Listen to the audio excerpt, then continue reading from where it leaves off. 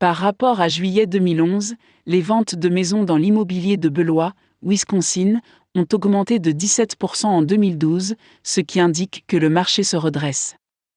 Selon l'Association des agents immobiliers du Wisconsin, le prix médian d'une maison a affiché une augmentation pour le 5e mois consécutif. Même si la reprise économique nationale n'a pas été à la hauteur des attentes, les ventes de logements du Wisconsin ont réussi à rebondir au cours de l'année écoulée. Par rapport à juillet 2011 où environ 5100 maisons ont été vendues, en juillet 2012, un peu plus de 6000 ont été vendues.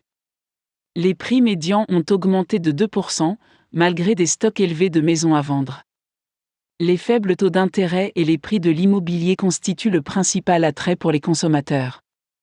La plupart d'entre eux ont été des primo-accédants à la propriété. L'industrie y voit un bon signe et un espoir de reprise à l'avenir. Cet espoir est toutefois prudent, en raison de l'inventaire des maisons sur le marché, ainsi que d'un certain nombre de propriétés saisies qui ont tendance à faire baisser les prix des maisons. Habituellement, les ventes et les prix pendant les mois d'été offrent la meilleure image en ce qui concerne la prévision de la tendance future du marché immobilier. Un autre facteur important est la crise du fiscal cliff qui a été récemment résolue. La National Association of Realtors a dressé une liste de l'impact de ce projet de loi sur le logement. En bref, voici l'essentiel. 1. L'aide à l'annulation des prêts hypothécaires est disponible jusqu'au 1er janvier 2014. 2. Les contribuables qui gagnent moins de 110 000 € ont obtenu une prolongation de la déduction des primes d'assurance hypothécaire avec effet rétroactif à partir de 2012. 3. Les propriétaires qui rénovent leur maison bénéficieront du crédit d'impôt de 10% pour l'efficacité énergétique jusqu'en 2013.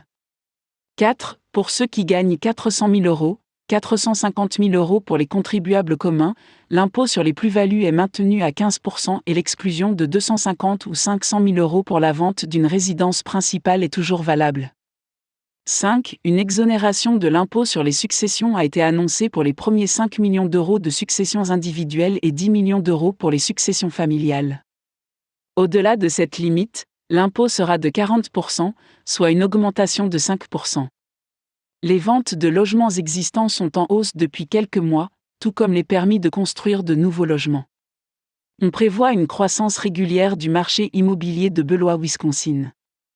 Les économistes estiment qu'avec des taux d'intérêt hypothécaires à des niveaux historiquement bas, une augmentation de la croissance de l'emploi stimulerait la demande de logements sur le marché.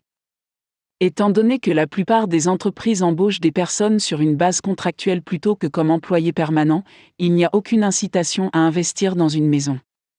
L'achat d'une maison implique de s'endetter, ce qui nécessite une croissance soutenue de l'emploi. Tendance de l'immobilier dans le Wisconsin. Un tiers de toutes les inscriptions sur le marché immobilier du Wisconsin sont des terrains à vendre et des lots non développés, offrant aux constructeurs créatifs un choix tentant. La vente de condos et de maisons en rangée se porte plutôt bien et devrait continuer à le faire, contrairement au marché des maisons familiales isolées. Les prix commencent à se stabiliser, ce qui est un signe encourageant pour les acheteurs qui souhaitent entrer sur le marché immobilier de Beloit, Wisconsin.